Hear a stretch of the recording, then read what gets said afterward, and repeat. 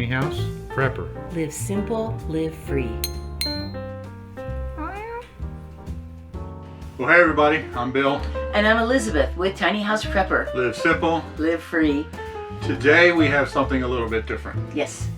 We just got a challenge to answer 10 RV questions, and the challenge came from Susan over at Honey and Me, which is a channel about her RV.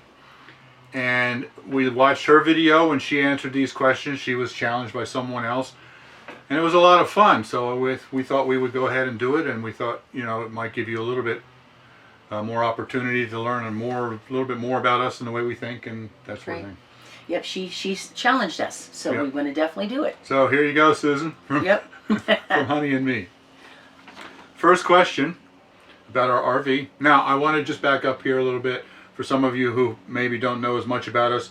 We actually live in an RV. It's a 30-foot travel trailer that's set permanently on our property, and that's our home.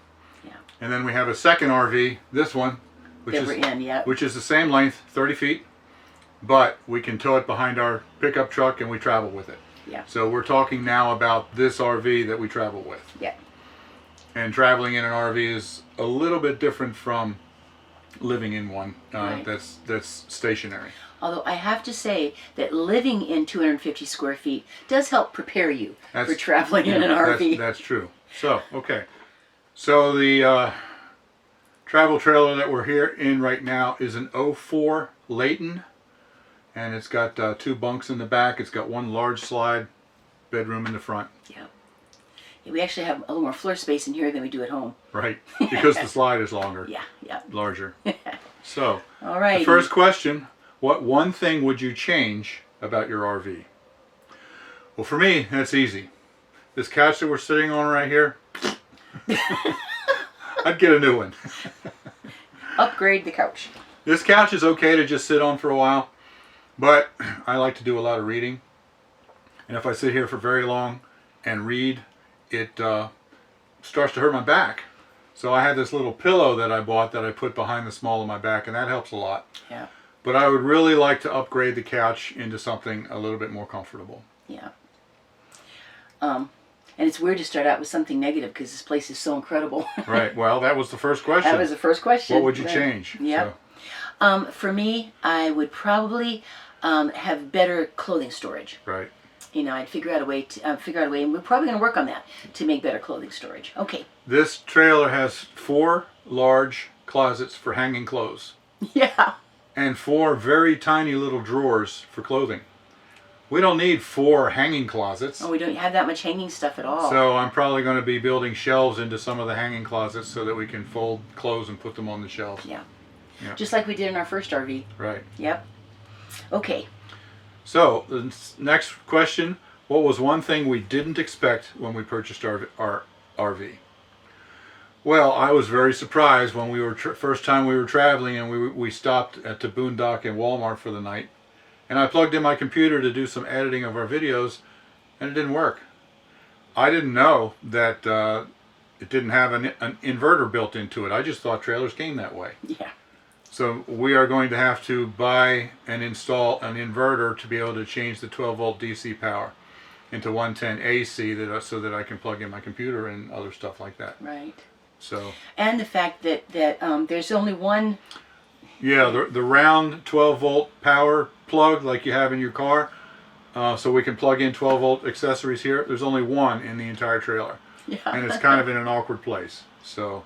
Yeah. Yeah, I expected there to be a lot more 12-volt power outlets, and I expected there to be 110 when we're not plugged into shore power, and there just isn't. Yeah. Apparently that's the standard, at least, you know, from the 2 now that we've owned. That's the way it was. This is a more positive thing you were talking about. Oh, yes. One other thing that I didn't expect. Yes. When we started traveling with it, I was really surprised to find out how little we had to actually lash things down before we started to drive. I figured we'd have to go in here and lash things down and tape things down and screw doors shut and all that kind of stuff, and we find out it just isn't. You don't want to keep an open cup of coffee sitting on the counter when you take off. But I mean, think about it. If you're driving in your car and you throw something on the back seat, it stays there. Yeah. It's not going to fly unless you have to hit the brakes really hard. It's kind of the same way in the trailer. You know, we've driven several thousand miles on it now by the time we think about our trip to Absolutely. Oklahoma and back. Yes. And we just really have to do very minimal packing to get ready to move, and things just don't fly around like I thought they would. The little lamps beside each side of the bed, they can stay there. Yep. The cat box is something I certainly don't want flying around, but as long as I've got it braced against something toward the front, it stays very stable, because then if we do have to brake, it just goes into the wall. So yeah, it's been pleasantly surprising how little you really have to fuss. I mean, we'll set a few things in the sink so the soap doesn't go flying, and we'll wrap up our little coffee carafe and tuck it in the microwave. Yep. It's surprisingly easy. Right. I expect we'd spend 45 minutes each time lashing everything down before we left. It takes about 10 minutes. Yeah, it's just not that big a deal. Yeah. Now for me, when I talk about what I didn't expect when we purchased an RV, I know this maybe sounds kind of silly, but I just didn't realize how much I would enjoy it. Yeah. I enjoy traveling with it, and I really love and enjoy the RV community. We're just starting to really get into that. People are so friendly and so nice, and even if we end up in an RV park where people are super close together, it's just a neat community, and I didn't realize I was going to love it as much as I do. Right. So number 3, what was the deciding factor when purchasing our RV? I think this is talking about as opposed to a different type of RV, because we have a travel trailer. We could have gotten a 5th wheel, 3 different kinds of motorhomes, you know, A, B, or C motorhome, a pop-up trailer, camper trailer, various different things. So what was the deciding factor in the one that we purchased? Take it away, dear. This has been discussion. Yeah. Between us for quite a long time before we bought the first one. And it's still a discussion. Right. We still kind of really talk about it quite a bit. To me, I like the idea of the trailer for 2 really important reasons to me. One is that once we are parked somewhere, it's very easy to take our tow vehicle and go wherever we need to go. And then it just keeps it there. So like, we were in the middle of a huge storm in Branson, Missouri. And I mean, it was like we had to be carefully, I mean, there was tornadoes and massive rain. When we came home that night to the trailer, we parked the truck and ran real quick and got into the RV and was set and sheltered, and it felt really good. If we had to drive away our entire rig and then bring it back, like if we were in a camper van or something like that. We'd have been trying to figure out how to get things replugged back in and rehooked up and all that in a really heavy storm. So I just like having it set. And that way nobody takes your spot if you're boondocking or whatever. The other thing that to me is the big one is that, for me anyway, if anything is going to go wrong in a setup that you are driving with some way to camp, the serious things are going to happen to an engine, a transmission.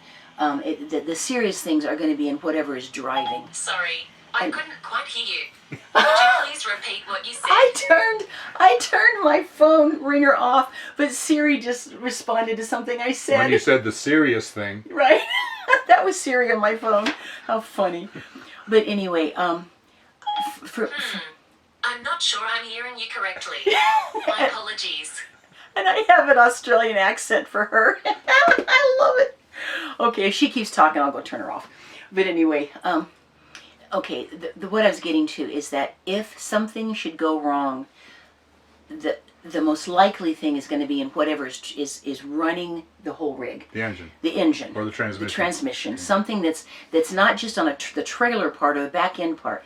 And I would just, if the whole place is going to break down and either have to be replaced or certainly have to be repaired, I'd rather have my trailer somewhere where I can either rent a car or Uber or something, and then just put the vehicle in, rather than having to find a place that can fix an RV and have my entire home at the time in the shop. And that's just been kind of how I felt about it.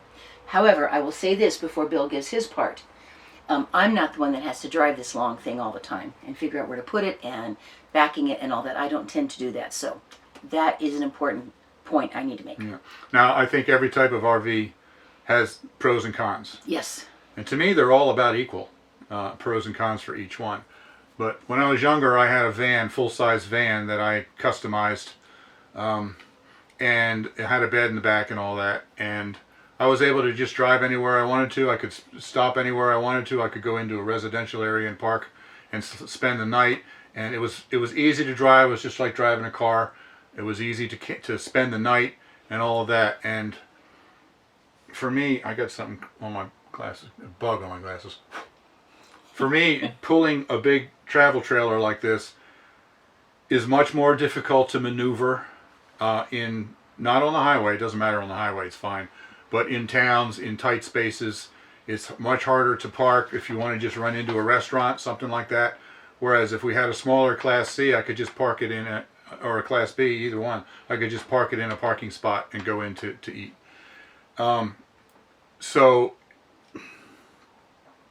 like I said, we've been going back and forth on this, and if it was just me, I would probably tend to not park something, or not drive something that was towing. I would want something that I could just park in a regular parking spot and maneuver very, very easily to get into gas stations and all that kind of stuff. So, you know, what was the deciding factor for me? Elizabeth.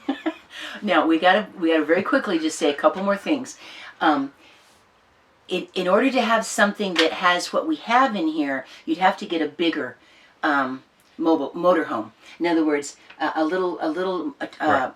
van that's been fixed up for camping is going to be a completely different setup. Right, this is a 30-foot trailer. Right. If we had a 30-foot motorhome, it wouldn't park in a regular parking spot either. Right. And if we wanted to have a towed, which is a towed vehicle, then once again we're trying to figure out how to park in places and where to put it a little bit more so. So duplicating what we have here, would still a little bit have its own issues as far as where to put stuff. But if we went a lot smaller, yes, it would be so much easier. So, So actually, if I had my druthers, I'd rather drive something that I can park easily. But with that being said, I love the space that we have in here. Yes. This is home. This is big enough that we can live in it. You know, the two of us in a little camper van, we could do it, but it would be like, oh, let me move my arms so you can move your legs so I can, that kind of thing. Well, and just one of the things we need to address here a little bit is that our first RV was a hybrid, and you would fold out canvas beds like a pop-up. It was a hard shelled camper, but it had canvas bed pop-up thingies for the beds. And every time we would stop, every time we'd have to be in a new place, all of that would have to be set up. Or if you're in some place where the entire table has to be taken down and turned into a bed every single night. One of the reasons that we have the one we have now is because it got to be a real headache just dealing with that for Bill all the time. If we went someplace and parked for 2 weeks, it'd be fine. I put the beds out, 2 weeks later I fold them up. But when you're traveling and you're stopping every night and you have to do all of that, unfold it and fold it every morning, it was a pain in the neck. So we ended up getting rid of that to get this one. Right. And that brings up another thing too. This one is designed such a way that we have complete access to everything with the slide all the way in. It's wonderful. And that was very important to us because that other one we had, the hybrid, it was only 21 feet long and it backed up very easily. Oh, it was yeah, easy it was to little. get into places. Right. But you had to open the slide up a little bit to be able to get to the bathroom. Right. In this one, we can leave the slide completely in and still access the bathroom and everything. So, Right. if we're parked in Walmart, we want to take a shower, we can do that without having to open the slide. Right. Yeah, and just having a bedroom that's just ready. So the environment we have living in here has been a definite better thing for us, even though it's longer. Right. It's because it's longer that it's so much better. Right. So there was a lot of different factors we had in ending up with this one. Now, one thing Bill told me is that, if you try to duplicate our situations, for him it's kind of like half and half. The advantages of having Right. a motorhome with a towed vehicle compared to having a truck with this trailer. I could go either way. The pros and cons are about equal on either way.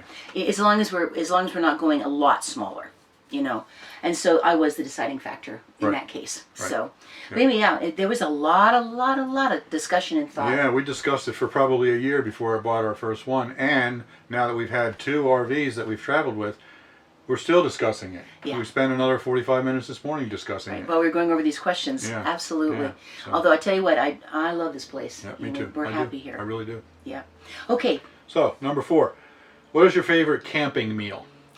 This was interesting. This was kind of hard because really there are 2 different kinds of mentalities when you go out in a camper. And we do this a lot where we go to state parks and people are out in their camper and they're out for the weekend and they have a camping mentality, kind of like we used to have when we were in a tent. Yeah, when we tent were, or backpacking. When we were in yeah. a tent, we would have a fire at night and we would cook over the fire. And so, you know, that to me is what this question is all about, your camping meal, to cook over a fire. You know, and it can be really neat. And a lot of them, even though they have a stove in their camper, they go out and they cook over the fire and they're camping, you know, Right. with a hard shell tent, basically. Yes. We have kind of a different mentality, maybe because we already live in one full time. Yes. We don't see it so much as camping as we do just our second home. Right, right. And so we don't tend to have fires out and sit around the fire at night and that sort of thing. We tend to just come in and use the oven or the stove or the microwave. So as far as our favorite... It's a factor of being older, too. Well, that too, you know. Yeah. And we've already done that, you know, got the t-shirt with camping in a tent and... Lots of fires. And cooking over the fire. Yeah.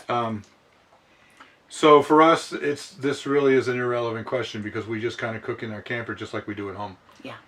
Yeah. So. Yeah, it's a very nice kitchen, and I cook. I mean, especially because I have to be on a kind of a difficult diet anyway. I cook just as if I was home. Right. Yep. Right. So, number 5. What is a must-see RV destination for us? Yeah. Well, this is interesting because we have had two things on our bucket list for years, and we were both able to see both of them this year, and neither one of them were in the RV. Yeah, we just didn't happen to work out that it was in the RV. Both of them were in conjunction with a Thrive Life business trip that we had to take. Right. One of them was Arches National Park in Moab, and Yes. the other one was Banff National Park in Alberta.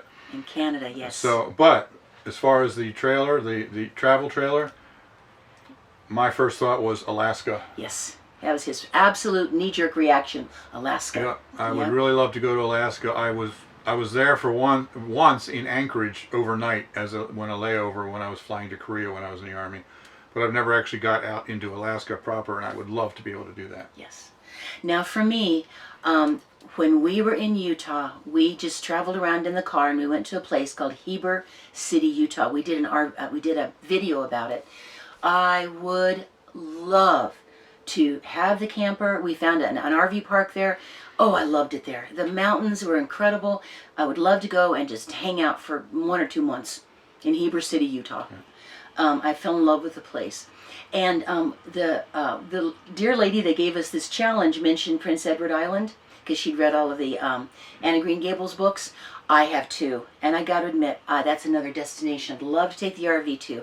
Is up in Nova Scotia and Newfoundland, which is how they pronounce it, Newfoundland, and into Prince Edward Island. Love it. Okay, yes. We live here in the Northeast, and I much prefer the West. I grew up here. I don't like it here. I grew up in the West. So I would very dearly love to be able to spend several months in the West and in the Southwest, on BLM land and that sort of thing. We don't have much BLM land here. Yeah. Go down to Arizona, Utah, New Mexico, Colorado. And all the national parks in Utah and that sort of thing. Yeah. That's, when we have the time, that's where I really want to head. Yep. So. Number 6. Number 6. What is our favorite thing about RVing? That's easy for me. 2 words. Turtle shell. Yep. I first started with the turtle shell experience when I was a teenager, backpacking. Just the idea of being able to put everything that I need on my back and go for a few days or a week or more and have everything that I need, be able to go where I want and be totally self-sufficient. That was really cool. It was for me too because I backpack myself. Yeah. Yes. And then now basically we have the turtle shell mentality in steroids on the in this RV, in the travel trailer, because Yes. if we stock up with food before we leave, we can go everywhere we need, especially if we have solar and that sort of thing. Total turtle shell everywhere we go. That's exactly what we need. Yeah. I love that. Yeah. When we used to travel, when Bill would travel on trips on the bicycle, and I went with him for a really long one time, Yeah. that feeling of having everything that you need with you. And of course this, especially at our age now, this is wonderful. We just have our home with us, Right. Have the shelter. Okay, so what she was talking about with the bicycle is I've done a lot of bicycle touring, and she's done some of it with me. And I would take all my camping gear and put it on my bicycle in panniers and just go. And I would do like 800 miles on my bicycle in 2 weeks. He did 871 times. And just camping all along the way. I called it, instead of backpacking, I called it bikepacking. Because it's the same thing as backpacking, except that instead of in the woods, I'm on the roads and I can stop at the grocery store. But I'm still really just completely self-contained. Yes. And so that's kind of the turtle shell once again. But in the trailer, it's like I said, we're doing that in steroids. Right, right. Now, when I would think about what is my favorite thing about RVing, and of course I'd mentioned before, I'm learning to love the RV community. But to me, my favorite thing, because I've camped lots and lots, I've backpacked, we have done lots of tent camping, but I love that every time we've ever stopped the RV and parked, we've ended up doing something that day. Busy, we just go out and do some kind of adventure or some kind of a thing. And by the time we're coming home, we're tired. And, often it's after dark. And I tell you what, as much as I did fine with tents and the whole business and the fires, coming up into something where I turn the lights on and I close the door and I'm just home. Yeah. To grab a bite to eat, to be able to get a shower, to just rest. I got to admit, that is wonderful. It's such a sanctuary. And that I have found I love the most. So, number 7, what is our least favorite thing about RVing? For me, it's finding parking. Yeah. I don't mind driving it on the highway or on the open road. It's fine. It's not stressful at all for me. What gets stressful is, especially when I go into a town, like I mentioned before, and I'm trying to find a place to park, to go to a restaurant, or to get gas, or that sort of thing. Usually finding a place to spend the night isn't that difficult because we do a lot of Walmarts, and if we don't, then we'll go to an RV park. Yeah. The problem is trying to find a place to park while we're traveling during the day. Yeah. For me, I had mentioned this a little bit earlier, it's a little challenging with clothing storage. And not that I bring that much clothes. I usually like to, though, I like to have like a week's worth because so I don't have to do laundry more than that, than more than once a week. And to bring a week's worth, nothing fancy, but it's a little challenging so far figuring out how to put stuff so it's just convenient and easy to access. So I had to think to find something least favorite, and that's what I thought of. So number 8, what would be our favorite thing we have in our RV? Or to have in our RV. I'm sorry. What would be our favorite thing to have in the RV? Yes. Assuming that's something we don't have that we wish we did. And that, to me, I've already mentioned it, but I'm going to have to install an inverter so that I have power where I can plug in my computer to do editing, and I would love to have solar, which we don't have yet. We'll do that eventually, I'm sure. Once we can get solar, we'll be in pretty good shape for a lot of boondocking. Right. Now for me, a recliner. Yeah, which is kind of a variation on replacing this couch that I mentioned earlier. Yeah. When I first said this today, Bill went, "Oh yeah." Because of the stroke, my head will get really tired of balancing. That's where I've had so much issues, is balance. And the Vox Life technology I have, which we have information about on our channel, has helped a lot, but I still need to rest my head at times. And I don't want to just lay down. And this couch? Yes. So I have an Adirondack chair that's just plastic Adirondack chair that sometimes I can kind of get in and it'll lay back a little bit. But it's a little challenging for me to be able to rest my head. So a recliner, I know that sounds crazy in an RV, but if I could ever figure that out, that would be a wonderful thing to have. Yeah. Okay, so number 9, what is our favorite camping adult beverage? I'm just reading the questions as they came, folks. Right. I'm assuming that's talking about alcohol, and neither one of us drink. Yeah, we don't drink alcohol at all. The last alcohol I had was a beer when I was stationed in Germany in the Army about 35 years ago. Yeah. And that was only because that was the only thing available to drink. They didn't have any water, right? So adult beverage, I guess, would be the coffee that I drink too much of. But that's the same at home. Yeah, we have a coffee maker here in the cottage in the RV. So he loves the coffee and he drinks a lot of iced tea. But that's the same at home as it is here. Yep. I make a drink out of chicory with chicory and dandelion root and some carob. A lovely hot drink, and I do that at home too. But I enjoy drinking that here. I don't know what else to say. It's nothing. We don't do anything different when we're camping than we do at home. So, and I drink a lot of water. Yeah. So okay. So the last question, number 10, what is our favorite indoor RV accessory? Both of us really had to think about this for a while. Everything is just so convenient, just like home. It's not, I can't think of any one thing that stands out as saying, oh, this is really cool because we have it at home and it's the same. I love the bunks. I think the bunks are great. Yeah. Of course, we don't ever use them except for storage, but. Well, but someday if we can have grandkids along or just anybody want to come along with this, they're really nice bunks. That's cool. But can I say what I thought of? Sure.